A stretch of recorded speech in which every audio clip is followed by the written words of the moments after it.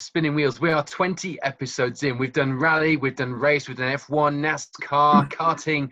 We've done off-road sprint racing in the USA. Guy, we've been around the world with this, and I know you've got a lot of projects on the go at the minute. You've got quite busy again that you can't talk about, but you're back racing, but we're still back racing and rallying on Spinning Wheels, which we weren't quite sure if we were going to do, were we?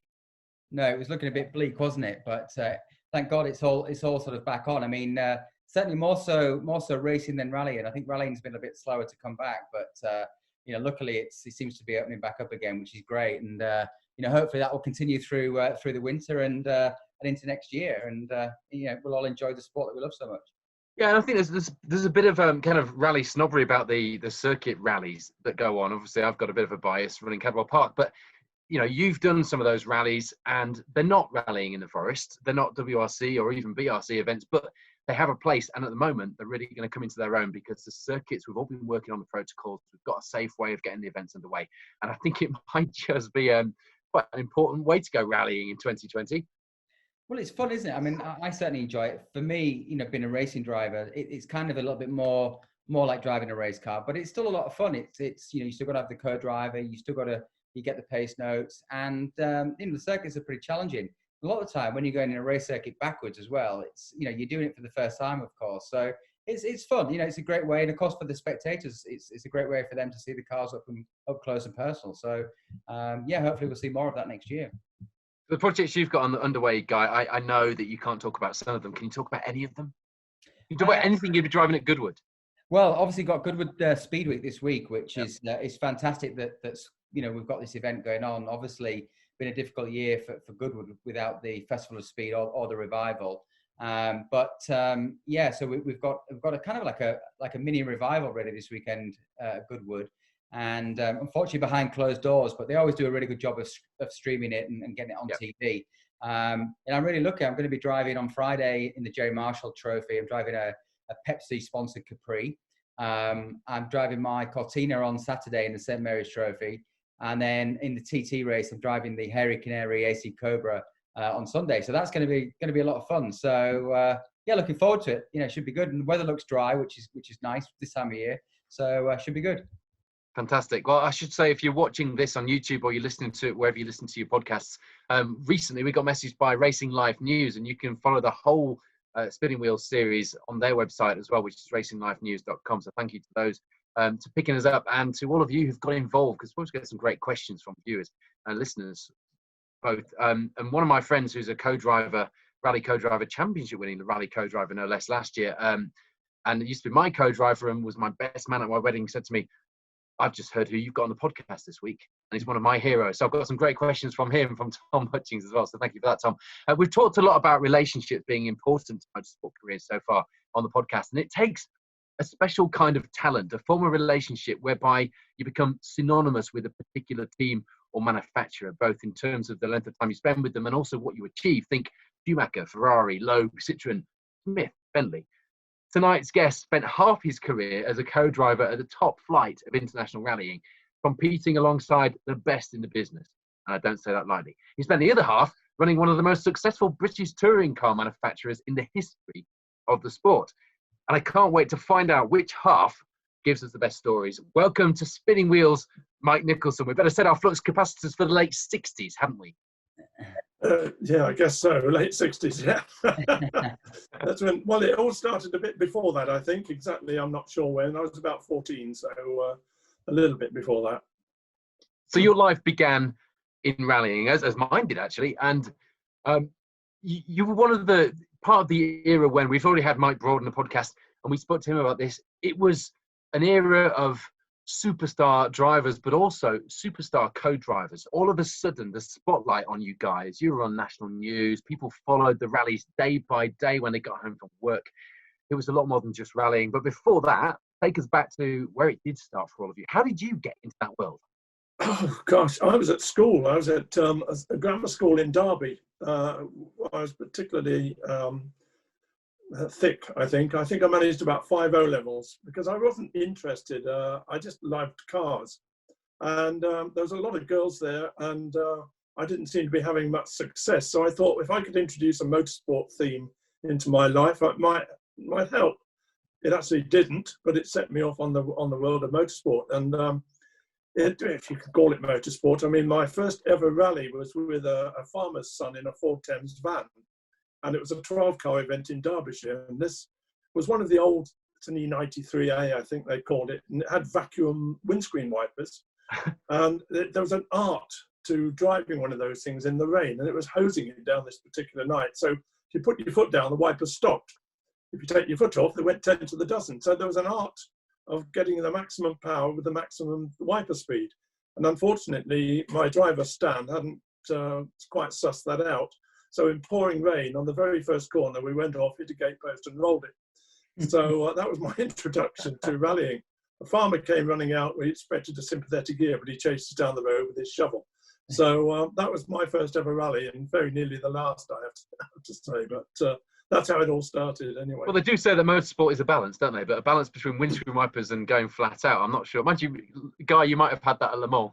Well, no, I'm just saying, it sounds to me like lift and coast, doesn't it? It's like the same, you know, lift off, get the wipers, going back on the power. Lift and see, more like. Exactly. Yeah. Exactly. So, Mike, did you kind of was kind of motor club part of a big part of your kind of entry into motorsport? I mean, we talked about it a lot with Mike Broad and with Nicky Grist, and you know, I know these days motor clubs are kind of, you know, disappearing, unfortunately. But I guess, you know, back in the day before the internet and mobile phones, that was where everybody would get together and talk about, you know, events and what's been going on and catch up on all the news and the gossip.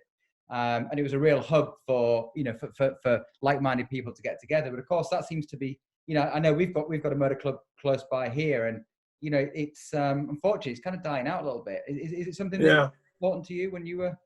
It was. I mean, mainly in Derbyshire. Excuse me, South Derbyshire Motor Club was my main club.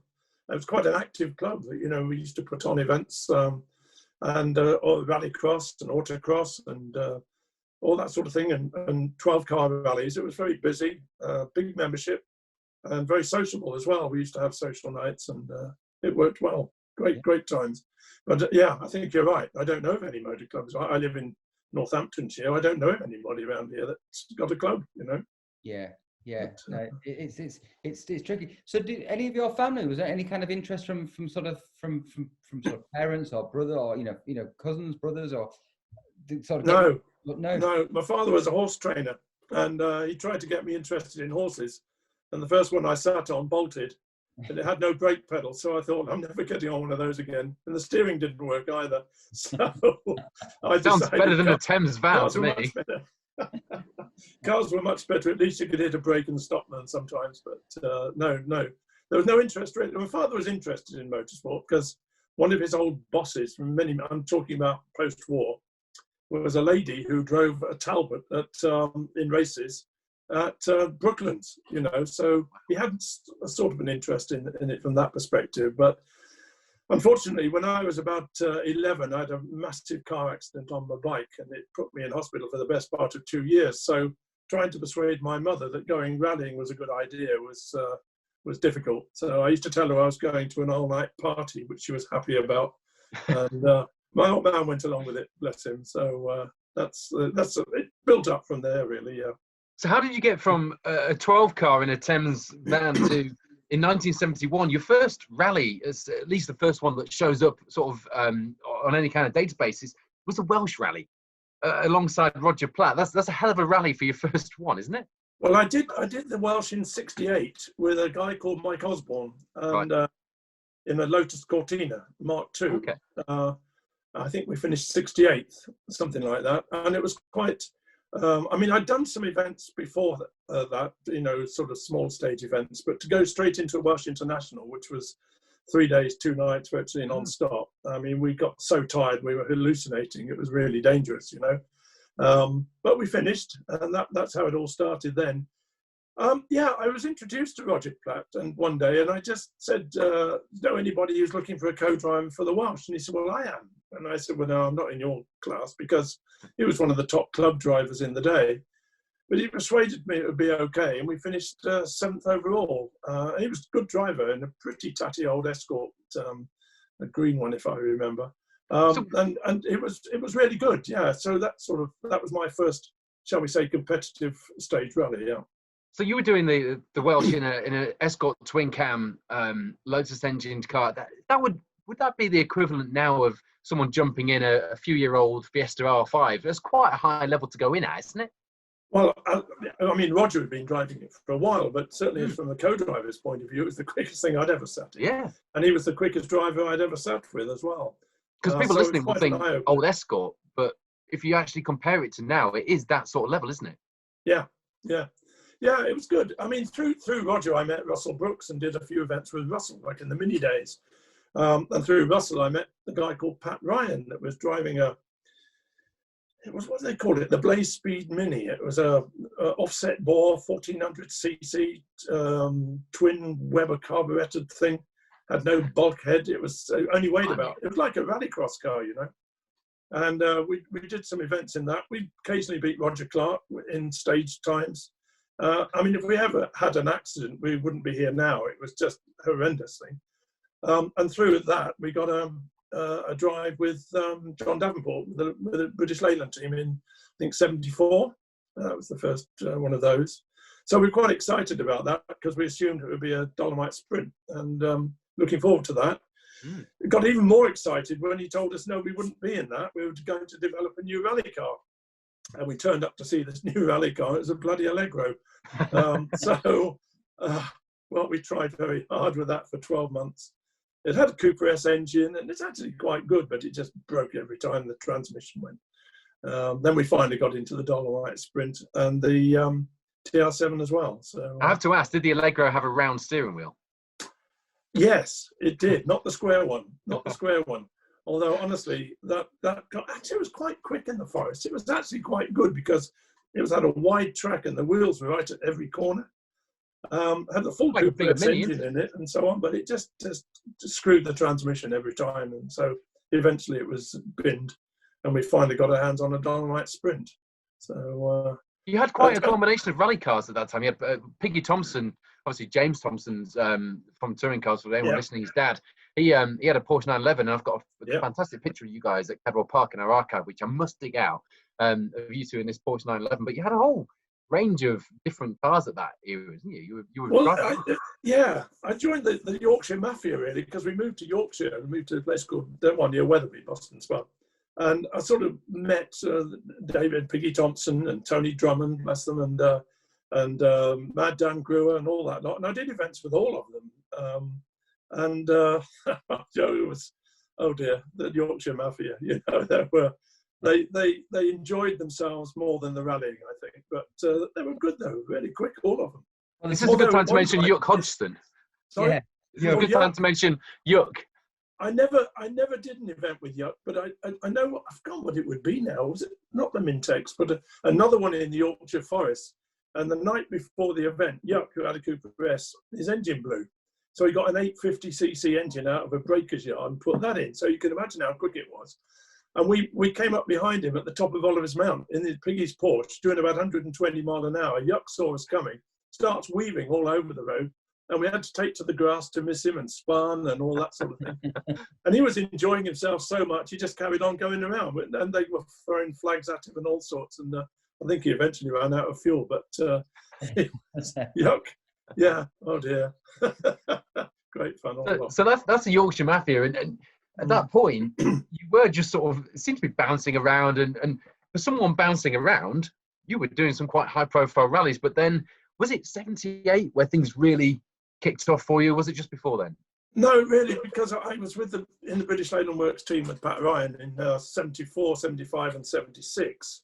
And then Pat was booted out. And John Davenport, who was the team manager, he came to me and said, look, we're not going to renew your contract. But he said, I think you ought to continue. So if there's anything I can do to help, I said, well, just if you hear of anything, I'll be grateful. And so I think it'd be, when would it be? 1977. I got a phone call from dealer team Vauxhall, Jerry Johnson, and saying, would I like to co-drive for, well, I won't tell you what he called him, but the Finn. So I said, what, Penty? And he said, yeah, Penty. Oh, I thought, blimey, this is a big step up now. I mean, we are talking about one of the world superstars, Yeah. And so, yeah, of course, I jumped at it. And the idea was I'd do one event with him. And if that worked out, then I could have the year with him. And apart from the Manx, because of pace notes, he couldn't get on with English pace notes. And I didn't know any Finnish. So anyway, the first event was the Mintex, which we won. And so it was a good start. We signed the contract for the rest of the year. And it was quite an interesting year with Penty. He was quite an interesting character, to say the least. Okay. You had 2 wins, didn't you, that year? You won the Scottish as well. Yeah, the Scottish, yeah. Yeah, we won, I think it was the Scottish. It's only how many, 40 years ago, something like that. I think it was the Scottish. We won the Mintex.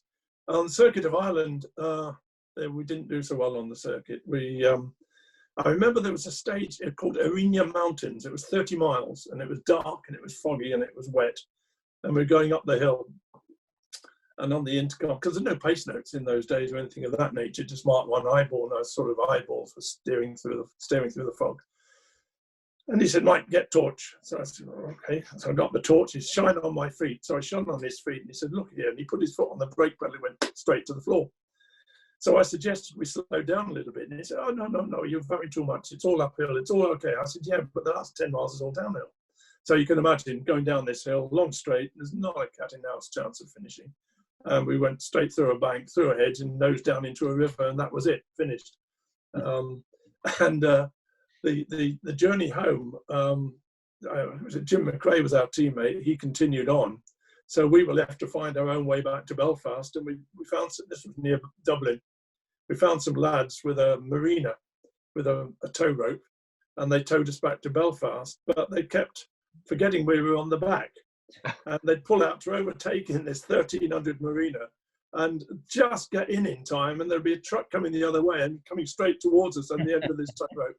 I mean, we were crying with laughter when we got by, but we did get back just. But I bet they're still telling that story as well. Do you know what? They wouldn't take any money for the fuel, so we treated them to a meal. And they're the salt of the earth. The Irish spectators are salt of the earth. They really are fantastic. They still are, aren't they? And I bet they are. Yeah. They love the rallying, don't they? The Irish. They love the rallying. The Circuit of Ireland was crazy in those days. It was like 5 days, and 660 stage miles, and I remember we used to have a 30 mile, and a 30 mile, one after the other with no service. And just. That's the thing about rallying now. Rallying back in the day, the events were proper events, weren't they? I mean, they were real endurance events. I mean, the stage lengths were much longer, and it was a real, long marathon almost, wasn't it? They were. I mean, one of the worst was the Welsh, because it was literally 3 days and 2 nights with about 2 hours sleep if you were lucky in the middle. And I mean, it got so tired it would physically hurt. It was really not safe at all, But great fun. Though. So this was really kind of the start of the whole Vauxhall sort of journey, really, for you then, really. I mean, unbeknown to you, you'd kind of be with these guys now for pretty much the rest of your career. It was actually. Because I was also working for Vauxhall by this time, on their fleet sales division, and I was regional fleet manager. But they allowed me as much time as I needed to go rallying, And so I mean. I did it. Sorry. That's a perfect job. It was. It absolutely was. And fabulous company. I don't know what it's like now because it's owned by Peugeot, but it was a great company. And we just enjoyed working there. But I did 78 with Penty, and then he wanted to do some World Championship events and all pace note stuff. So I think he went with Risto Virtanen. And I joined Jim McRae, 79 and 80 in the Chevette. Had 2 great years with Jim. He's a super bloke. He used to get on so well. We had quite a bit of success as well. One of the problems was that dealer team Vauxhall didn't really have the budget for 2 cars, about a 1.5 car budget. So Penty always had the new stuff, and we always had the second-hand stuff. So we did have some events that we were doing well, and then something would break, Jim was great. I had some good fun with Jimmy. That's a great car, great looking car as well. I think it is. It is. Yeah, I mean, Pond used to love the Chevette. Jim did as well. Yeah. So many great drivers. So many great drivers cut their teeth in the Chevette as well, didn't they? That kind of level as well, which is quite phenomenal because now cars don't last as long. So you wouldn't have somebody in the same car 3 seasons on, you know, another big name in that same car. It would have moved on. So kind of cars meant more in those days, didn't they? And the DTV, the dealer team Vauxhall name, meant more as well. Even as a kid watching Cine beta videos with my dad, you know, DTV cars. I knew what DTV was when I was a nipper at school, you know, and they're long gone since then. Well, it has. I mean, Bill Blindenstein and Jerry Thompson did a great job, you know, on the budget that they were allowed. And the cars were a little bit complex. That's the only thing. They were, when it came onto the Manta and so on, they were a simpler car. Chevette was a little bit, well, not complex, but fragile in some ways, you know. So we had a lot of success, but we also had a few failures as well. It's still an iconic car, though. You look at Ben Jemison now. He's a young lad. I don't know if you've seen Ben out in the historic Rally Championship. He's a Yorkshire lad, I think, but he's got a Chevette in old proper work spec, and he's built that himself. And to have, you know, youngsters inspired by those iconic rally cars, not just the Escorts, the cars that we remember, but the Saabs and the Chevettes and the rest of the cars in that era. I think it shows just how special that era of rallying was. Well, the Chevette was a good-looking car as well, I thought. On the stages, it always looks good. When I see now, I look back at some of the, say, the Manx or something like that with the Chevette, how much it rolled. You know, the wheel would disappear into the wheel arch at the back, and the front wheel would be waving in the air. I mean, you didn't notice it inside. Good job. But yeah, it just looked right somehow. Pond used to call it his silver roller skate. You know, super car. Yeah. Tom Hutchings, sorry, Guy. I was just saying about we talked before with Mike Broad about the paint schemes. Obviously, with Russell Brookes, with the heat for hire, and a lot of the paint schemes of the cars of that time as well. They're really iconic, and still iconic today because we get, like you said, Paul, we get to see them in the historic racing. A lot of the cars come back in the full livery, and it's great to see.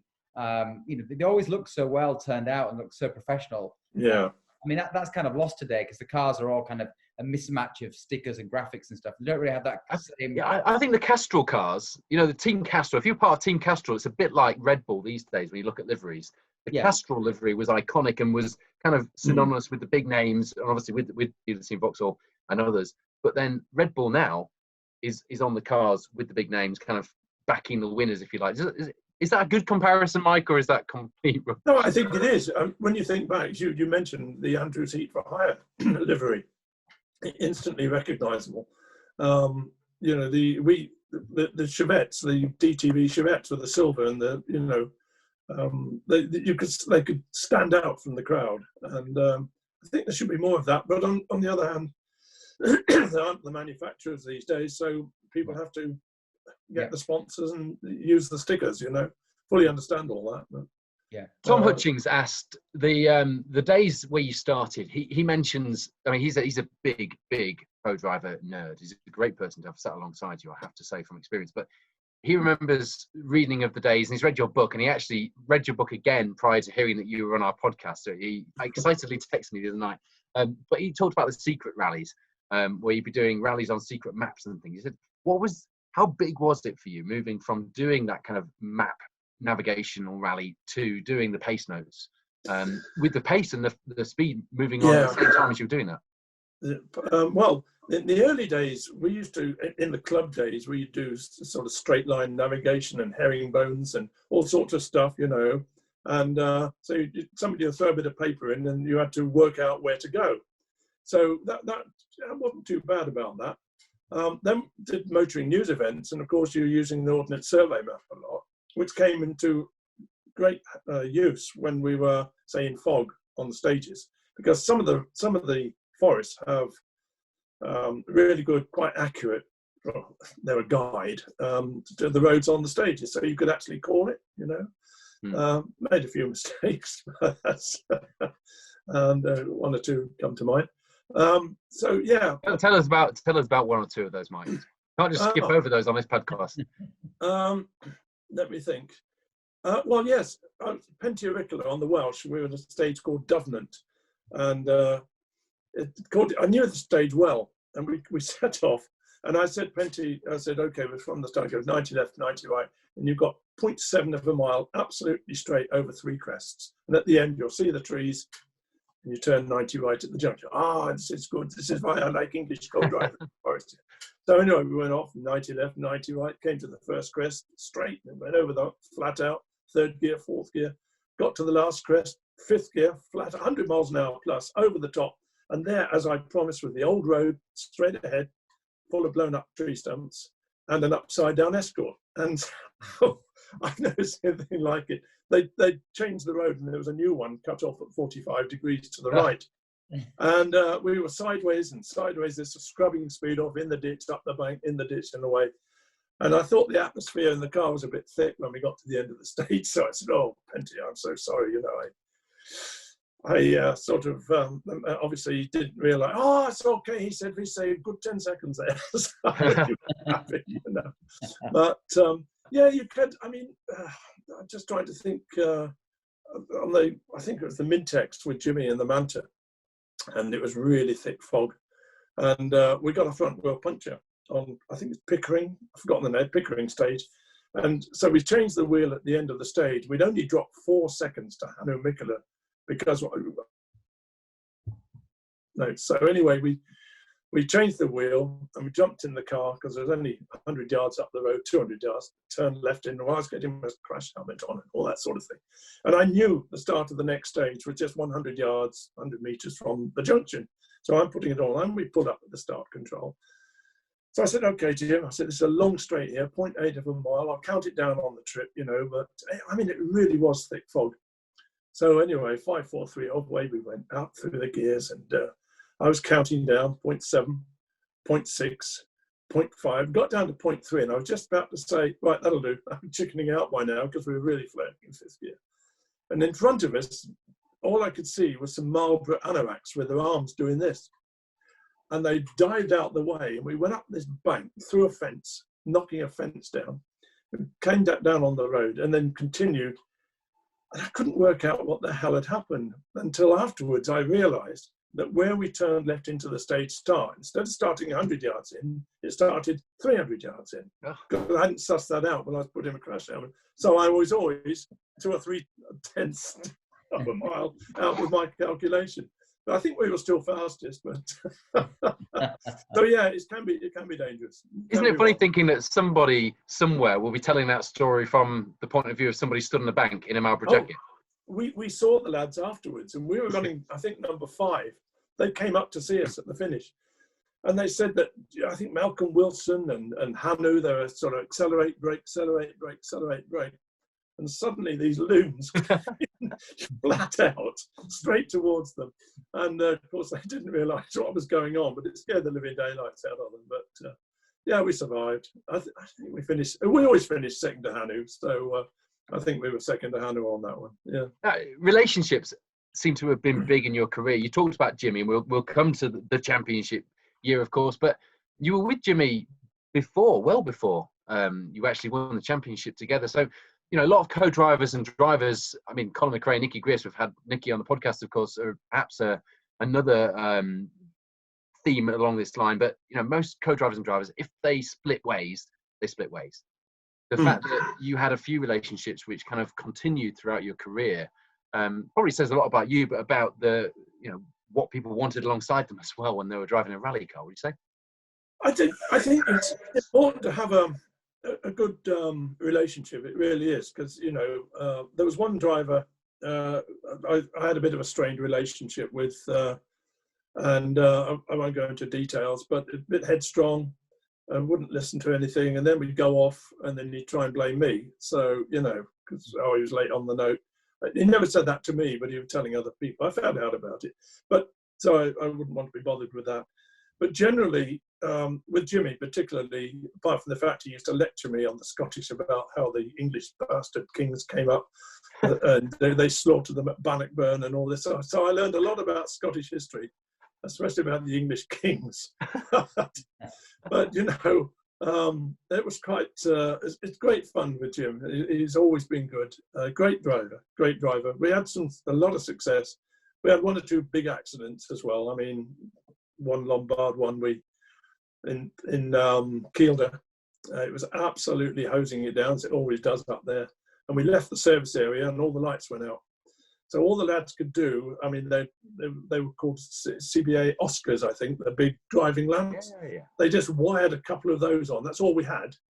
Now, you try driving those in pouring rain, you can't see a thing. And I know we had a high-speed roll in there, and that was the end of the rally. But no, Jim's great, and he's still doing events now, I gather. But yeah, and I think relationships are important, because if you don't have a good relationship in the car, then you may as well call it a day, because if things start going a bit wrong, then they'll start the blame game, or one way or the other. Yeah. So at this point, before we move to the next Jimmy era, the championship years, I have to ask, because I'm a huge fan. One person I wish I'd met, and I know Tom Hutchins as well. I have a few questions about him. Tony Pond.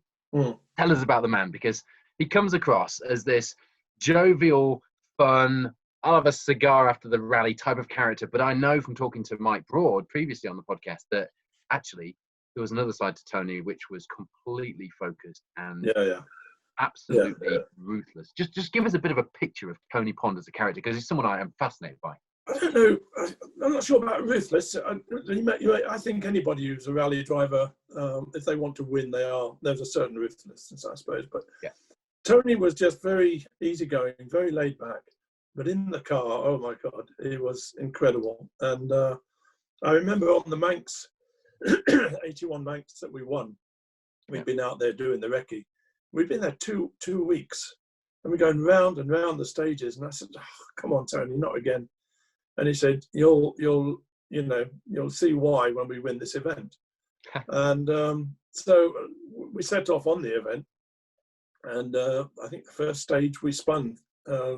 Just to put it in context, you're up against the great Walter Royal here, weren't you, on this event? And Jimmy McRae. Vatanen, Royal. Yeah, it was the event, wasn't it? It was like World Rally Championship. Yeah. And so yeah, I mean, we were lying third behind. Jimmy was leading because we had this spin. And Tony, whenever he was wound up, he had a nerve twitch here. And we were about to start the nighttime section, and he came down into the hotel bar. It was about 10:30 at night. I said, you all right? He says, yeah, the twitch was going. He said, I'm just telling you, he says, you're going to go around this effing island like you've never been around this effing island before. And oh my God. So anyway, we set off on the first stage, which started in Onk and went up in Gibrec and back down. And you talk about, can you get your pace notes out? I tell you, I was right on the edge of not getting them out. The speed. I think Jimmy did 10:15. Walter Roll did in the Porsche. I think he did 10:20, and we did 9:48. It was that much quicker. It was, and I said at the end, I said, "Oh mate, you're not going to do them all like that, are you?" He says, "Yeah, get used to it." You know? And within 3 stages, we were leading. I can picture him saying it. Yeah, get used to it. Yeah, but no, he was incredible. He really was. And I mean, we won Scottish as well. I think I remember the Scottish. The last 6 stages, we had the steering rack broke away from the bulkhead, and all they had time to do was put a single U-bolt through and bolt it through the bulkhead. So the whole steering rack was just held on by this one U-bolt. And we had 6 stages to go, really rough. We were leading. Jimmy was about 50 seconds behind. And we just had to put everything out of our mind and go for it. And yeah, that was incredible as well. He's a fantastic driver. And, you know, much missed, honestly. Couldn't believe it when I heard he was so ill. But yeah. The one person I really, really wish that I'd met. I'm a bit to be a fan of someone you've never actually met but have seen so many times on videos, and even in his later years when he did the because he was very loyal, wasn't he, to BMC and to British Leyland.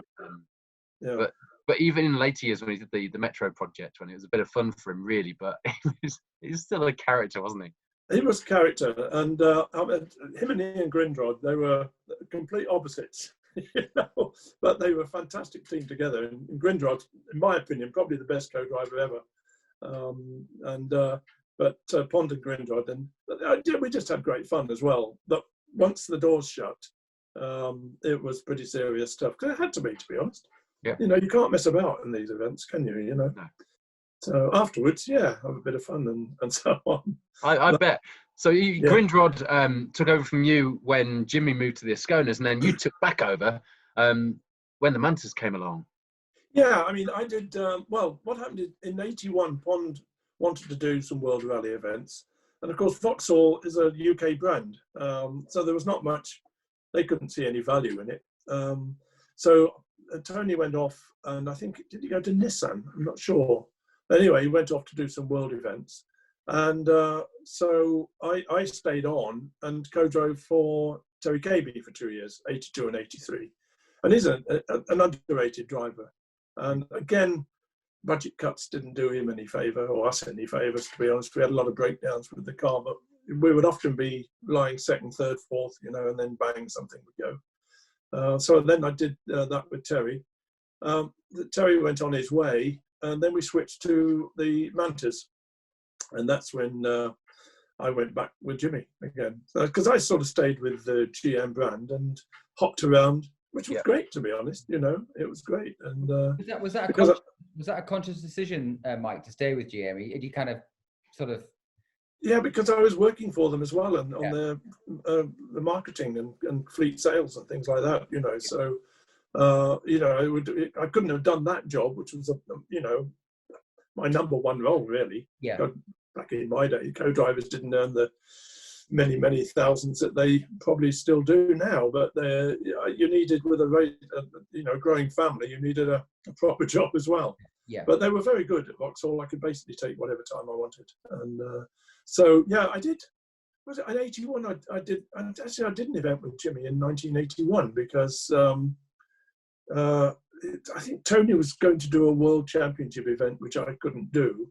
And so, no, Grindrod was doing it with him. That's what it was. So that's what it was. Sorry, Jimmy's co-driver Ian was doing a World Championship event with Tony Pond. It'd be in 82, not 81. And I did an event in Switzerland with Jimmy in the Ascona, which was tremendous. I have to say, it was a fantastic event, and we won it in the Ascona. But yeah, that was an amazing event. It really was. I don't think they hold it out there now because they're all a bit too green for all that, aren't they? You know. But yeah, I mean, I must tell you a story. Do you remember the late John Horton? He was our team coordinator on this event, and after we'd won it, we were in this huge auditorium with about 400 spectators all sat up there, and then the chief of police came up and made a speech, and the fire chief came up and made a speech, and they're all in French because it was near Geneva. And this one bloke came up with a bit of paper, and he said, "We would like to thank Jimmy and Mike for coming all the way." And he obviously didn't know what he was saying, you know, but it was really nice. So I turned to the chairman of the organisers, a guy called Pierre Schwend, had a great big moustache. And I said, "Pierre, that's a really nice touch. If I write something in English, can you translate it for me?" So I said, "Yeah, of course. Yeah, no trouble." He said, "No trouble." So anyway, ladies and gentlemen, fellow competitors, timekeepers, marshals, fantastic event, beautifully organised, wonderful, lovely to be here. So anyway, so I go up there, mesdames, messieurs, les autres pilotes, blah, blah, blah. And they all listened in complete silence until I stopped. And they absolutely howled with laughter, which I couldn't work out. John Horton came up, grabbed me by the arm and took me away from the microphone and said, "What are you saying?" I said, "Well, he said, "No." He said, "What you just said was, the latch has fallen off the boghouse door. Can anybody change his threatening bit for a tap washer?" And too late did I find out Pierre Schwend was the biggest practical joker in blooming Switzerland. But that was a great event again. So yeah, that was with Jimmy. I enjoyed. I've got to say, with you mentioning Terry Cabey, I did actually ask Terry if he had any stories that we could talk about, and he said none that I would be willing to share with you publicly. Yeah, I mean, that's, you know, I said about writing the book, I could have doubled the size of it, but I need a good lawyer. You know, I mean, there's a lot you couldn't say, really. I enjoyed the time with Terry. I still see him now because he flies a plane like I fly out of Western near Silverstone. Okay. So I'll occasionally go flying with him, and he comes flying with me because I fly out of Coventry. And I see him probably once a month, and he's a great guy. Yeah, like Terry.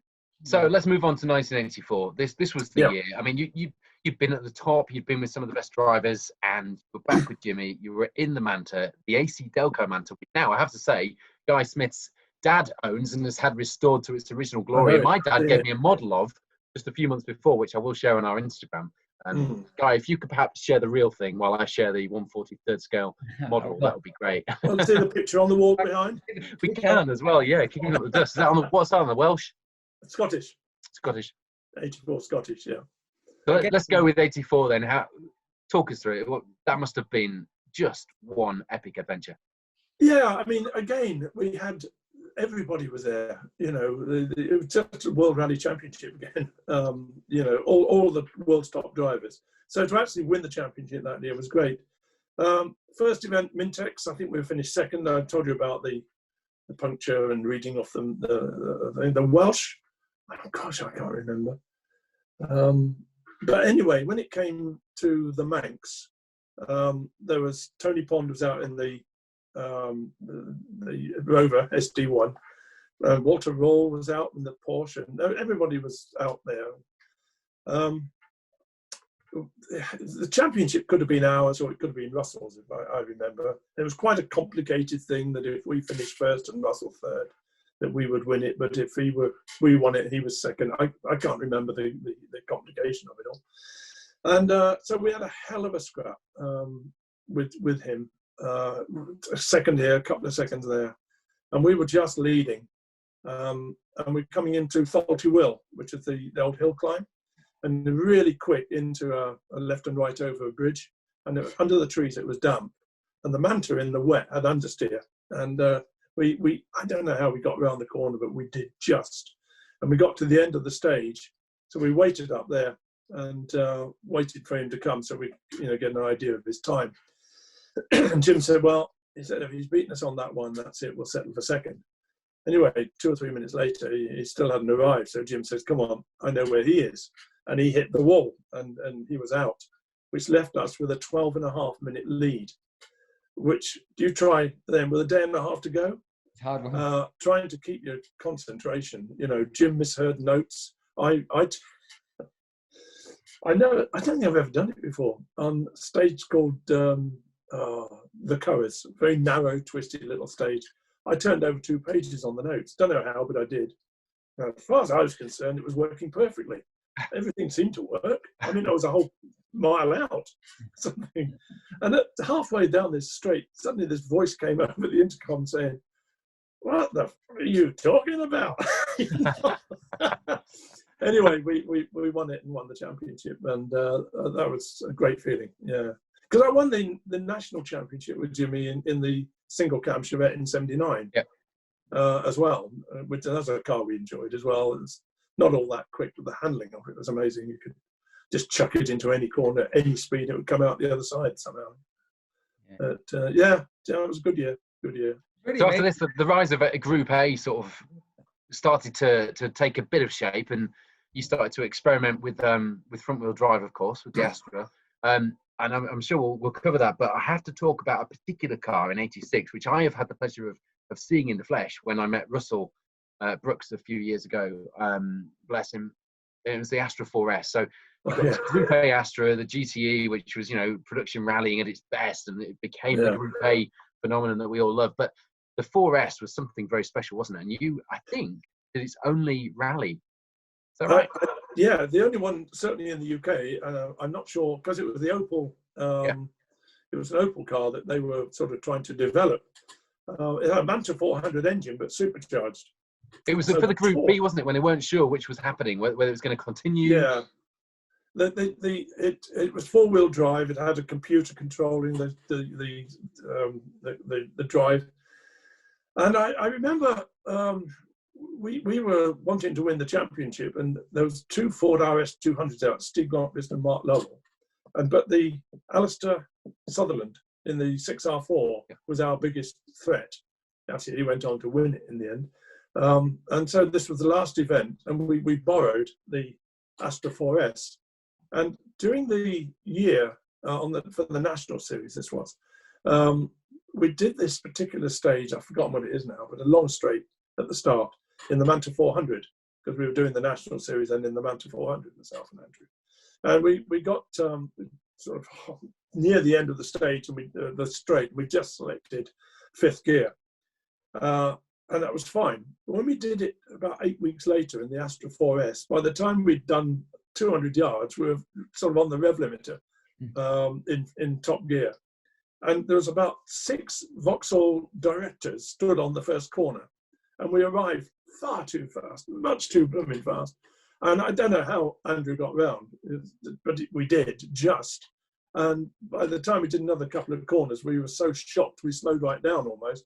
But the directors thought it was absolutely amazing, you know. But that was a hell of a car.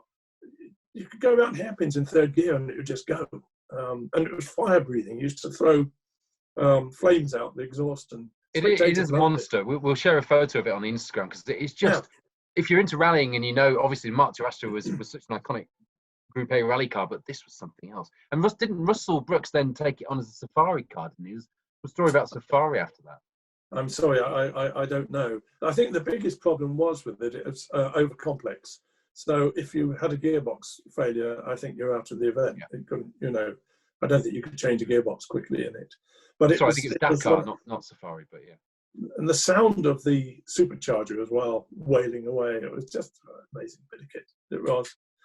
But unfortunately, we were beaten by the 2 Ford RS200s because one of the problems was the alternator failed. So we just had to keep changing batteries. I think the service crew, we did a bit of illegal servicing, you know, down side roads, and they'd chuck another battery on it and last another stage. We won't tell anyone. No. We won't tell anyone. It's fine. Oh, there's a few secrets we've not let out tonight. You talk about this. It's a bit like when Guy talks about Le Mans, and Guy, the things he can't talk about that he's working on at the minute, he's telling me earlier, he just talks about like it's just every day when he talks about racing at Le Mans in an LMP car. You talk about rallying against RS200s and Metro 6R4s. There were people listening who, like me, those cars are kind of the mythical beasts, things that you never see. They used to compete against them and compete well against them. But, you know, RS200s, 6R4s, it was the years of the Quattro. It was the Group B years. And they were in the thick of it, having a go in at just borrowing, as you put it, just like Guy does when he's talking about his Le Mans racing, a prototype Group B car. It hairs up on the back of my neck just thinking about those days and what they meant for rallying and what was changing and what it would become and where it was going. It's quite incredible to listen to you tell these stories. It was the Quattro that finished off our 2-wheel drive cars, really, you know, no matter what you did. I remember, I think Audi brought along to one of the RAC rallies with Hanu driving it, and it looked big, it looked heavy, it looked cumbersome, and everybody thought, that's never going to work, you know. And within half a dozen stages, you got a 2.5-minute lead. Yeah. And, you know, you couldn't get anywhere near it. And that was the bane of my life. Any onboard footage that I got on the Scottish rally, we were behind Hanu, and end of every stage, the first question is, what did Hanu do? And then, oh, really? Okay. You know? Yeah, it was amazing. I might use an amazing driver as well. But, yeah, British rallying was stage rallying. I mean, it was World Rally. It was just fantastic. Long stages, long events, you know, hard events. I just loved them. What were your favourite rallies, Mike? Which were your favourite? Did you have a favourite one? From the UK lot, strangely, the Welsh was one of my favourites. It was just the time of the year. I used to love the Welsh in as much that it was in sort of May time, and all the leaves were just out, and all the trees had lots of different greens. They eventually, by the time you get to July, they're all one colour. But the colours in the forest were amazing. Circuit of Ireland was another one. I loved them all, really. Scottish was great, you know. The rally in Switzerland was special. That was an amazing event, and you win something. With you co-drivers, how you remember the stage, you know, and you can remember all the little roads and, you know, cuts and bumps, and I mean, obviously you've got notes, but I guess over time it's that library you build up, don't you? You build up that mental library of the stages and put it all together, and that's really you know what makes you guys so special and unique is having that, being able to recall all that information. Yeah, I mean, these days with pace notes in the forest and that, I mean, we didn't have pace notes in the forest at all. All we could do was just where there were roads on the map, try and read them off. Yeah. And sometimes they were accurate, sometimes not. And they were nothing more than a guide, really. But can you imagine a PRC driver accepting that now, Guy? Sometimes they're accurate, sometimes they're not. Yeah. Well, do you know what? I part of my role at Vauxhall as Motorsport manager, I was also the sponsorship manager, and so we Network Q sponsored what was the Lombard, and we also did the Vauxhall Rally of Wales, and that was a 2-day international. And I remember I said to what was it, Jim Jones, I said, you know, we really got to toughen this up a bit. These lads, you know, they're soft. So we did a day and finished about 5. Then restarted at 10:30 and went through the night. Well, you've never heard so much whinging in all your life. Particularly, it was thick fog over the tops, and but it was a proper event, you know. But like now, you don't really get the night rallies. I mean, the night. I think rallying at night for me, growing up, seeing the cars at night time and hearing them come in was all part of the attraction, and seeing all the flashing of the cameras and stuff. That for me was what. You know, one of the things that made rallying so different and so unique, and we don't really do it now, do they? You know, it's not really. Don't really no, a gesture, isn't it? Carlo does, doesn't it? But the RAC now, the historic RAC, of course, rekindles that to a certain degree. But fantastic, I always like with people like you, Mike. I get to kind of indulge a little bit, and I think we need to talk about Dave Metcalf, because he's another of my rally heroes, and again taken way too soon, as we all know. But actually, Guy, you've got a connection with Dave Metcalf. Kathy, his daughter, was your PR manager, wasn't she? So Kathy, his wife, was worked with me on PR stuff, and you know, obviously it's great speaking to her, and you know, everybody that ever talks about Dave talks about him in you know, what a great guy he was, and just, you know, his car control and the way he used to bring that, you know, the Astra and stuff around. He used to back the Novas into hairpins and get it into gear while it's still going backwards, didn't he? Yeah, I mean, just what you know, what a talent, and probably unrealised as to what, you know, his potential could have been. But obviously, Mike, you know, you had the pleasure to sit next to him. I did 2 events with Dave in the Nova GTE, and I mean, he was spectacularly quick, but very safe. Yeah. And I remember, I've forgotten what the event was, but it was in the Yorkshire Forest, Harwood-Dale Forest. And I said to him, because it was on the map, I said, right, David, you know, 100 yards through the gates into the forest. I said, it's a long straight followed by a long, fast right-hander, which tightens to a 90 right. Just be cautious. So anyway, okay, off we went.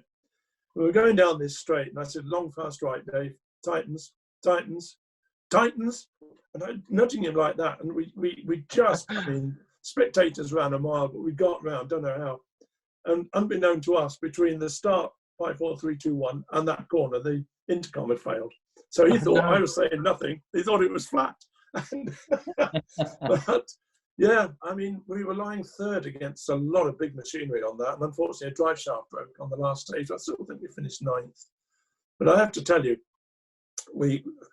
when you get a new chairman at a big company like Vauxhall, you're always a little bit worried, because these Americans, they come in and they got all sorts. They want to sponsor ice hockey and all sorts. So we all had to go in and present to this new chairman, a guy called Bill Everett, who was a nice guy, not very tall, slightly rotund. And anyway, so I was showing him various Formula Vauxhall. Yeah, that's quite good. Yeah, and then I showed him a bit of rallying, and I showed him some footage of Dave Metcalf. And he sat up. He said, "I've got to have some of that. I've got to have some of that." So I organised for Dave and the Bill Everett to do course car on an event in North Wales, forest event. And you know, Bill's wife Mary was there, and the first stage was Clocainog. So we walked in a few hundred yards, and there was a crest down to a 90 left. And she was, and I said to him, "You just take it easy, Dave, because you know he's the chairman of Vauxhall, you know." Yeah, okay. Anyway, his course car, so I could hear this thing. And I was thinking, oh my God, you know, it was revving its nuts off. And Mary was saying, "I'll take a picture of him here and here and here." Well, the next thing is this thing comes over the crest in the air sideways Mary screamed, fell over backwards. Camera went one way, she went the other. He scrubbed the speed off, up the bank and away down the finish straight. So anyway, I got to the service area afterwards, and there's Bill pacing up and down with a big cigar, pacing up and down. He sees me, he says, "Hey, you boy, get your ass over here. You got me in this bloody mess now. You get me out of it." So I went, "Dave," I said, "Dave, crying out loud." I said, "You're going to give the chairman of Vauxhall a heart attack." He said, "But I wasn't trying." I said, "Dave, we saw you in the stage." "Oh, okay." He said, "Okay, sorry about that." So we went slow for the next couple of stages, and after that, the Bill was saying, "What's the matter? Come on, come on, come on." So anyway, we got the motorsport budget passed. That's the most important thing. Fantastic. I bet they don't get deals like that anymore. No, and you know what? I don't know the company at all now, Vauxhall. All of my colleagues have retired or gone or whatever. And it's a Peugeot-run company now. So, but back in my day, I say, when I was in the marketing group, basically, Motorsport was part of the marketing group. I had a big budget, and I had autonomy to spend it as I wanted to. Basically, you always had to justify it. But I remember going to the Jim Russell Racing School. John Kirkpatrick came to see me. They'd getting rid of all their Formula Ford cars, and they got some things that turned out to be Formula Vauxhall Juniors that Van Diemen were doing, and he wanted some engines. And the Nova GTE engine was just perfect, 1.6 fuel injected. I think Mount June tweaked it up a little bit, not too much. And so we went to the Jim Russell Racing School dinner with our marketing director, Peter Batchelor. And there was this car in the foyer of the hotel. And as we walked in, I said, "Oh, that's the new Jim Russell Racing School car."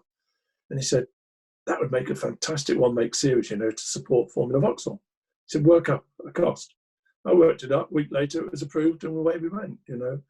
It's not like that anymore. That's probably why GM went bankrupt. But there was, we had autonomy, and everybody loved it. And the motorsport was such a big part of Vauxhall. It really was. So 1989, motorsport was about to become an even bigger part of Vauxhall because, of course, you would go racing. How did you go from the rally to the racing side? And I know, Guy, I know a lot more about the rallying side of your career than the racing side. I know, Guy, we switch over at this point because you know a bit more about the racing side than the rallying side, but I certainly watched all your boys on two wheels in those days. Yeah, I mean, obviously, we'd had things like the Carlton Thunder Saloon, the big V8 thing that John Cleland was racing. And then I think he won the British Rally Championship in an Astra, but he never won a race because at that point, the class has got the same amount of points as the overall winners. And it really, I think Ford, the BBC got a bit fed up with what they called Formula Ford because the top 10 were always RS 500s. And so the rules changed and went to the 2-litre formula. And we set up a deal with Ray Malek, and we ran Vectras with them. That sort of fell apart for, I won't tell you the reasons for that, but we basically walked out of a budget meeting. And then I thought, this was like in September, now what do I do? And a couple of weeks before that, I'd had a phone call from Derek Warwick, my apologies. And he said that they were looking to set up a British Touring Car Championship team. Would we be interested? And at that point, I said, well, no, not really. I said, because our incumbent team is Malik's and we'll be, hopefully sticking with them. But anyway, that didn't work out. So I phoned Derek, and he was in his Honda dealership in Southampton. That night we met at a hotel in Newbury, the Marriott there. And I went and we met in his room, and we, to chat about it. And after about 15 minutes, a face appeared around the corner of the toilet, and it was Ian Harrison, who at the time was team manager for the Renault VTCC team, and he was involved with Derek and Roland Dane to set this team up. And over a couple of hours, we thrashed out a deal. They'd got a premises, they'd got no furniture, no mechanics, no engineers, they had nothing. Ian Harrison, bless him, he went and lived on a camp bed in the premises near Banbury. And that was in September. By January, back end of January, we had 2 cars testing. That was the start of of the success with Triple Eight Race Engineering. And they were an amazing team. I mean, the first couple of years were a bit dodgy. We had a lot of problems with the guy who was designing the car because it kept failing ride heights and God knows what else. But then they sort of got on top of all that and the right people. And that car, well, first of all, Astras and then Vectras. And we just, I mean, at one point with the Astras, the Astra Coupe, we were leading so much, so easily. We ran on 70% throttle and still won. You know, you actually said that in a recent interview that I read. You said that of all the eras of working on the Vauxhall Racing series, because you know the Cleland years, the white and yellow Vauxhall Cavalier touring car is probably one of the cars of my childhood. It inspired me on two wheels with John. And when I first met John Cleland, he was like, you know, my hero. And you said that despite all of those years of the Super Touring era, when the Astra Coupe came along, those cars were almost like homologation specials. That's me paraphrasing, because they were built for racing, weren't they? They were. They were just right. They were right. And not only that, we had great drivers. I mean, we had Ivan Muller and James Thompson and revisiting, of course, your old rivalry, your old teammate Piggy Thompson, his son James. Yeah, absolutely. Was there any connection there, or was it just a coincidence? No, James was racing in the British Touring Car Championship as a privateer in a really nasty old Peugeot 406, which was totally unreliable. But when it was going, he was right up there with them in a real dog of a car. Yeah. And you can't avoid those sort of performances, you know. And so there was no connection from the point of view. I knew Piggy many years ago, and he was well deserved to have his seat and did well, did brilliantly for us. And so, yeah, I mean, we had a lot of success in those. I mean, the problem was GM was rapidly going downhill in terms of sales and profitability and losing money all over the place. And every year our budgets would be cut. So every year we had to chop something out. And first of all, I think Formula Vauxhall went, then Formula Vauxhall Junior. We ended up just with British Touring Car Championship, but we continued to do well with that. You know, we changed to the Astra, what do they call it, Sport Hatch or something like that. It was more of a hatchback, and the aerodynamics on that were awful. And down the straight at Snetterton, if you look at the graphs from overlay the coupe just kept accelerating. Whereas the Astra, the hatchback, the drag hit it and it just stopped, you know. And yeah, that was the first one they made on the coupe. They made an 888 version, didn't it? But also the 888 version of the Sport Hatch as well at Thirlby Motors, wasn't it? Yeah, I mean, it had success with it, but it was just it was not as good a car as the coupe, the Astra Coupe, as they say in America. Yeah. It was just an amazing car, it really was. But as I say, with the drivers we had as well, and Muller and Plato. We had some good drivers, Matt Neal and so on. How was kind of managing the drivers, Mike? Because obviously you got you gone from rallying to circuit racing, which is a kind of a completely different discipline. But this time you're the boss. You're kind of running the show, and you've got, you know, we spoke to Jason Plato on an earlier podcast, and you know it's just interesting that because when you got two drivers in the best car in the same team, it can be I imagine it can be quite tense at times, because obviously it's really down between the two of them as to who's going to win the championship. So, you know, Costa and Senna all over again. Well, exactly. Well, Jason talked about his relationship with Ivan Muller, you know, how there are quite often, you know, two strong-willed drivers, both incredibly quick. You know, that must have been quite difficult to deal with, wasn't it? Probably the worst one down was John Cleland. I was forever dragging him off of other drivers. There's one moment remember when Murray did the I think he's putting number one up. No, it's not number one at all, with Tim Harvey. Was that Tim Harvey? Yeah, there were some difficult ones. Jason Plato and Ivan Muller, that was quite difficult at times. And I mean, James Thompson and Ivan, they had some real ding-dongs, and James would sometimes slip up the inside where there wasn't really a gap, and Ivan would be on the radio saying, "Okay, this is war," and we think, "Oh." And but I think it's a shame we haven't got the old radio recordings. It'd be magic, wouldn't it, to listen back to that? Yeah. One of the worst ones was where the hell was it? Brands Hatch. And we had our new chairman there, not Bill Ebbett, another new chairman, who was an Australian actually, and he was quite a motorsport fanatic. And I forgot who it was. Was it James or was it Plato and Muller? They took themselves off anyway at Paddock. Both, they just hit each other and spun off. Yeah.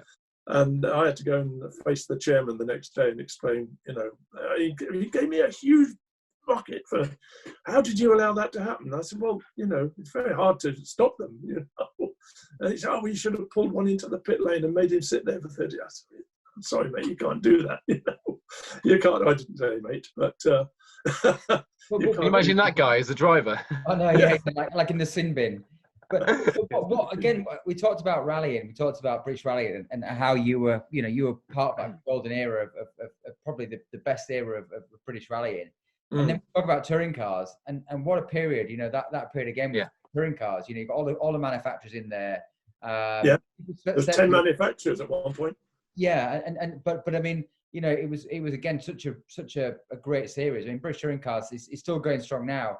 It's not quite the same. It's not nothing like what it used to be back when you guys were involved. But I mean, just some you just have to go back onto YouTube and look at you put in like British touring cars from sort of the early mid-90s, and there's just some fantastic battles. And again, you've got the superstars in there. Platos, Tim Harveys, John Clelands, all these kind of guys. I mean, some real British motorsport personalities.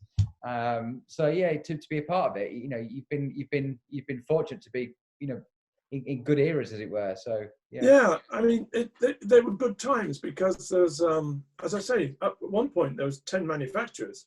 Now to be honest, that's too many, because a manufacturer will only be in there if he can win, and when you've got 10 of them, probably 3 will get, or maybe 4 will get a win, and then the ones who at the back, they start to get a bit, and then they'll pull out. So really, I always thought 5 manufacturers was about right.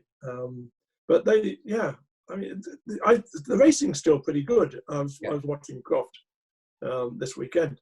Yeah, I quite the racing's still quite good, but the trouble is you can't differentiate. The cars look all the same. They do, simply because there's no, like we discussed, there's no decent logos. They've all got lots of little stickers on them. BMWs, I suppose, are the easiest to spot. Yeah. But your Toyotas and all that, they're hard to know the difference. What I liked as a youngster watching the Super Tourer era was that, I mean, my dad had a white Cavalier, which is, I think, why as a kid I really latched onto Cleland's white Cavalier. And, they looked like, and having seen them up close more recently in my professional life, and I met John and looked around his Vectra with him, and actually, it's nothing like a road-going Vectra at all. They were highly developed racing cars, but from the outside, they looked like your dad's car slammed on the floor before slamming on the floor was particularly fashionable, didn't they? But they must have taken some developing to get from a road car. I know there wasn't much of the road car left by the time you finished, but to a car that, I mean, when you open the back door and there's no wheel arch, it's just, it's all, there were race cars underneath, weren't they? Really, really. Oh, totally were. I mean, you start more or less with I think these days you have to have a body shell, but we just had a roll cage and built panels onto it. But I'm not too sure about the rules now, but I believe you have to have a proper body shell now.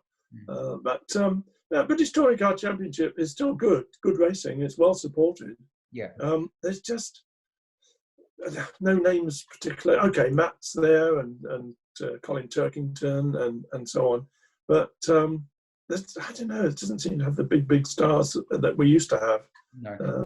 I think but then that's the budget's not there either. I think when you have the manufacturers, and then the manufacturers then get behind the drivers, and they create the stars, don't they? They create the sort of. Most of them pay to race now, don't they, Guy? I think there's only a couple that actually get genuinely paid to race, isn't there, in that field? Because back in the day, Mike would be paying the big money, and people like Mike would pay big money, and the manufacturers, and they're all be getting, driving the salaries up and up and up, which is great. We heard Jason, didn't we? He was talking to you about when you guys were doing deals, or you were doing deals in GT, he was doing deals in touring cars, and he'd walk in to see Frank Williams and say, I want this, and they'd say, oh, we had this in mind. We're talking big figures. That just doesn't happen in that level of racing now, does it? Yeah, in those early days, it was big money. Yeah, there was. We used to pay quite well. I don't think we were amongst the biggest payers, but nevertheless, I think we had the best cars. So you could get the best drivers for slightly less money. Yeah. But we still paid them well. Don't misunderstand. Did you enjoy the racing? I mean, obviously in the rally, you're in the car and you're kind of very much a part of it. Obviously, the racing, you know, it's more of a management role, but obviously you're a competitor. And when you're at the racetrack, did you enjoy it? Did you get the similar kind of buzz, or was it just quite different? Well, not so much. I must be honest. When the championship was up for grabs, I was always very nervous at the start of the race and beyond the Pratt perch, you know, because nearly all the accidents in touring cars happened in the first couple of corners, and you were so relieved when they came round first lap. So no, not so much. No, not really. I mean, racing is great. Don't misunderstand. I love it. But yeah, my whole background is rallying, and I was very pleased. We had some really good championships. Formula Vauxhall Junior was fantastic. Yeah. I mean, Dario Franchitti was our first champion. 91. Yeah. Was that it? Oh, you see better than me. I did it 92, and then I did Formula Vauxhall in 94. Yeah. And again, because you had that, and you had Formula 3. Obviously, you had Oliver Gavin doing F3. We had Gavin, with the.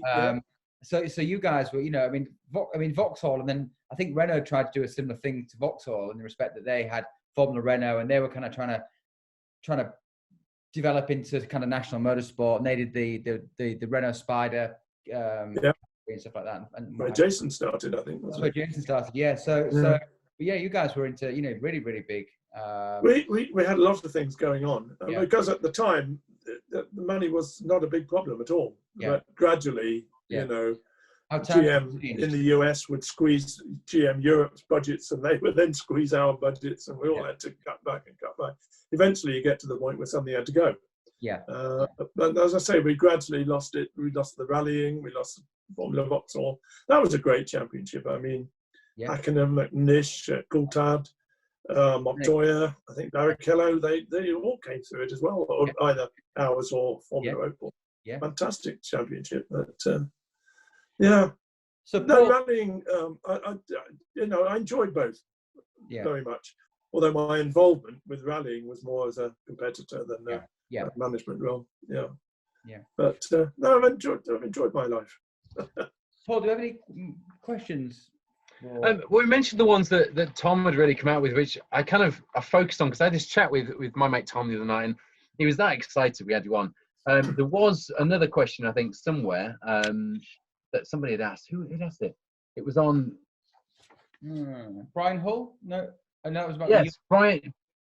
Which one did Brian Hull ask? I did note a few questions down. Brian said, "Tell the story about Yuck and the trailer." I don't know what that. We touched on it earlier, but he said there was a particular story. I think it was maybe at the Rally Forum you spoke, and I think it's in your book as well, Mike. You talked about leaving Yuck on the trailer. Well, it was the rally. I don't know what the event was called, but it was on in the Borders, and it started from a town called Hoyk, and I was navigating or co-driving for Piggy in his Escort, and I think we retired, and I can't just remember why, but I know something broke on it, and so we were coming back, and near Otterburn on the road between Hoyk and we'd had an awful lot to drink, by the way, not the driver, and Yuck was feeling particularly unwell, so and also he was desperate to lose some of his fluids. And but Piggy wouldn't stop, and now Yuck was sweating. He was getting so bad, he was sweating, and in the end he said, well, "I'm going to release it all in the car if you don't stop." So in the end we pulled into this lay-by, and Yuck gets out and is, doing his business, and Piggy just slams it in gear, and away we go. So Yuck now, with everything hanging out, jumps onto the back of the trailer, and is hanging on. We're doing 60-odd mile an hour, and how he didn't die that day, I do not know. And anybody coming the other way to see Yuck hanging onto the trailer with his flies wide open. What the hell? Eventually we managed to persuade Piggy to stop the car, because he would have fallen off eventually. But they were nuts. I read Yuck's book, and wasn't there some stories about him and Piggy going off to like Monaco, just disappearing off to Monaco, and kind of just literally going on like an all-week bender? As I understand it, they went to Monaco, and when they got back to the car, this is, be careful. They said, "Why don't we go to Nice Airport and get the first plane that's going anywhere?" And the first plane, evidently, I believe, was going to Paris. So they got on it. They got to Paris, and the idea was then the very first plane to go out, let's get on it.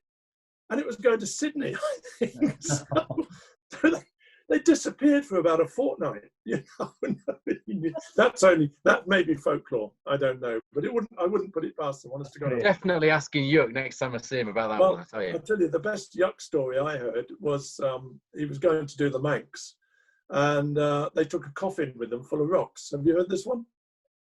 And when they got there, they got this coffin in the back of the service van. I'm not even sure it wasn't on the roof rack of the service van. And everybody said, what's all this about? And they said, oh, this is poor old Fred. You know, he died never having been to see the Manx. So what we're going to do, we're going to take him and we're going to put his coffin by the side of a stage. No, it's just full of rocks, you know. And the TV heard about it. There's a big TV story about poor old Fred being stood by the side of the stage. I mean, honestly, only the Yorkshire Mafia could come up with that. I loved rallying with those guys, and that's so much fun. It's so much fun, honestly. Yeah, good old Yuck. Paul, quick fire. On some quick fire questions, and we've remodeled them. We remodeled these each time, but there is one question. Well, there's a few that stay the same, but it's one question that the whole of social media world and podcast world wants to know, and we'll get to that. Yeah. So Mike, with this one, it's just the first thing that comes into your mind for the answer. So imagine you're in with Tony Pond and you're flying through Tholte Will, and you get them out as quick as you can. There's no thinking about it. Yeah. Right. Okay, Mike. So Roger Clark or Colin McRae? Roger Clark. Escort or Chevette? Oh, Chevette. Group A or Group B? B. Beach holiday or adventure holiday? Adventure holiday every time. Oversteer or understeer? Oversteer. Dogs. Here we go. Dogs or cats? Dogs. Oh, see? There we go. I tell you what.